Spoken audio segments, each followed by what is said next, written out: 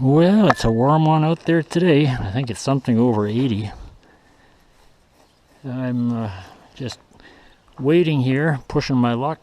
I'm going to try and bale up that bit of hay I raked this morning just before the rain hits. Because I'm thinking at present it's going to be too hot and dry. That New Holland chain baler doesn't seem to work too well if the hay is too hot, or I mean too dry basically. It tends to build up on the pickup in front of the chains and it's a real mess. Very disgusting situation. So I'm gonna see what happens here weather-wise. There's supposed to be a pretty sure thing for thunderstorms tonight, so I do want to get that hay baled before that happens. Shouldn't take me long, half an hour, something like that. So while I'm waiting, I'll shoot a little bit of video here for another YouTuber who is trying to get an old international truck running. This is the S160. Many of you will recognize. He is having a problem. I don't know, I hope it's not too dark down here. The throttle shaft that goes through the engine block seems to be really tight. This one isn't bad at all. Your throttle cable runs up to there, attaches to the bottom of this linkage right here. Now this is really dark. I'm gonna need some more light. The throttle return spring hooks onto the hole in the top of the linkage and it loops back to the floorboard there and attaches there.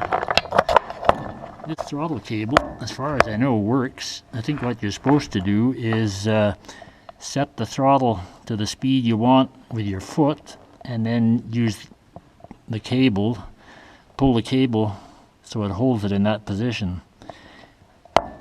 I haven't used it in a long time, but as you work the throttle cable, or the throttle,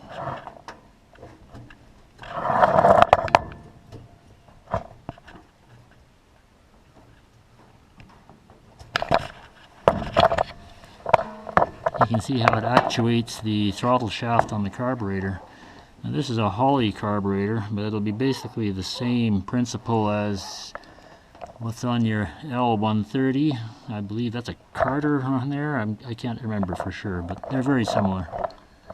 You should get enough travel on that throttle lever to run the accelerator from idle to full throttle. I know this one does anyway. A wing nut pulls the air cleaner off and you can see what you're doing in there. Anyway, identification on these trucks.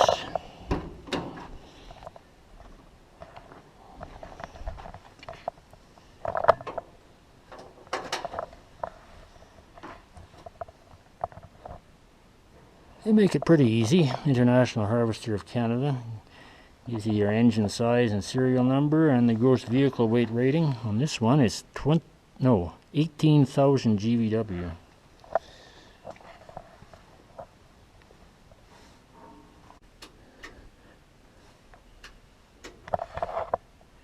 Wow, I didn't think I left the battery connected.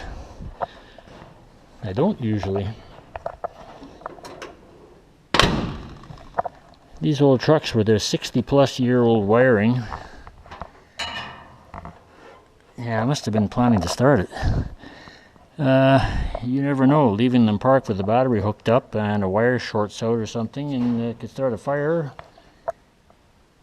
And that would not be good in a place like this. Anyway, for Mr. John Deere 3720, hopefully this will give you a few clues on getting your L130 mobile. I guess your first step is to get the engine unseized. That's going to be a big job. I've never had to do that on one of these internationals, but I'm sure it's possible. Anyway, these 160 series trucks are quite a step up. When you want to work on the engine, you pretty much got to stand on the bumper. Even a tall person So what I'm trying to point out here is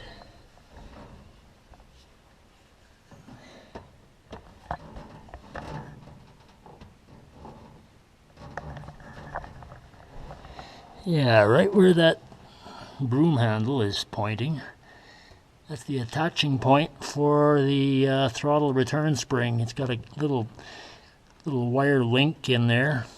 It's just above the hole in the cab floor where the throttle rod comes out from the cab.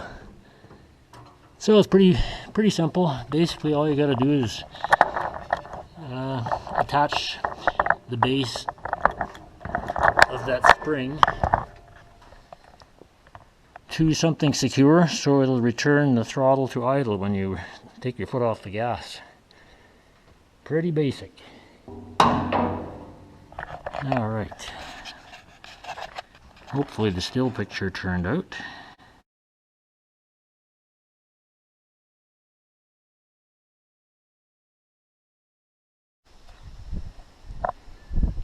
Yeah, it's getting a little dark in the west.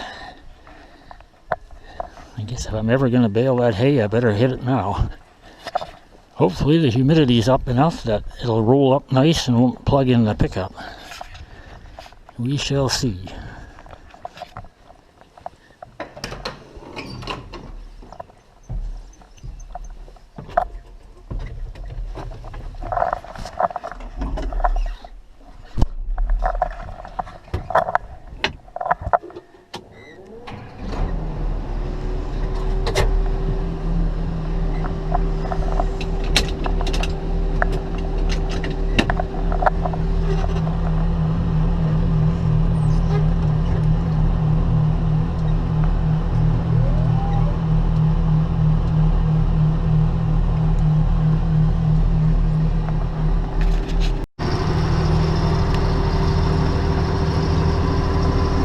Okay, the haying operation went well. I baled the whole field, all 3 bales of it. Not very much, but it was a small patch and really nice hay. Not a drop of rain on it. So, hope you enjoyed watching all this miscellaneous things that was going on here today.